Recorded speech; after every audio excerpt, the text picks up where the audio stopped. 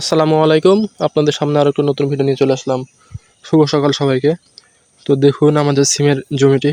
সিমের গাছ খুব একটা ভালো নেই। গাছ জমিতে যেহেতু আমরা কুমড়ার মধ্যে সিম চাষ করেছি, আপনাদেরকে বিগত ভিডিওতে দেখিয়েছিলাম।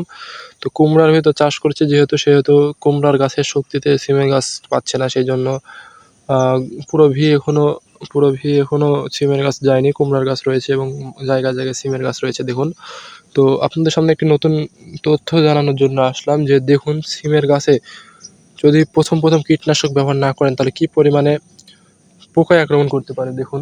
তো দেখুন জাপ পোকা, যেটাকে আমরা বলে থাকি জাপ পোকা সাধারণত সবাই বলে থাকে কালো রঙের হয়। ফুল ফল এবং গাছে কী পরিমাণে জাপ পোকা লেগেছে দেখুন একবার খালি লক্ষ্য করুন কি পরিমাণে জাপ পোকা রয়েছে দেখুন। জাপ পোকায় একদম গাছকে খেয়ে ফেলেছে।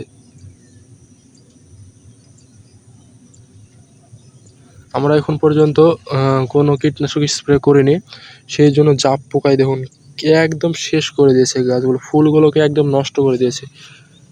দেখুন পাতাতে কী পরিমাণে জাপ পোকা রয়েছে। তো আপনারা অবশ্যই কীটনাশক ব্যবহার করবেন। আমরা কীটনাশক ব্যবহার করিনি, তবে খুব দ্রুত কীটনাশক ব্যবহার করবো ইনশাআল্লাহ। তবে আপনারা অবশ্যই প্রথম অবস্থায় ফুল আসার আগ মুহূর্তে কীটনাশক ব্যবহার করবেন। তো কী কীটনাশক ব্যবহার করবেন সেটা আমি বিগত ভিডিওতে আপনাদেরকে জানিয়েছি। তো আপনারা যারা দেখেননি তারা অবশ্যই দেখে আসবেন।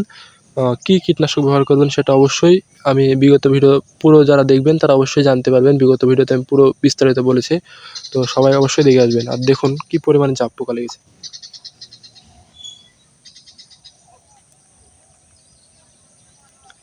এই পোকা আপনার গাছকে একদম নষ্ট করে দিতে পারে।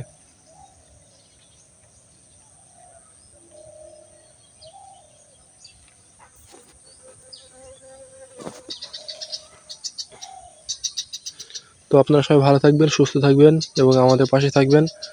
আল্লাহ হাফেজ।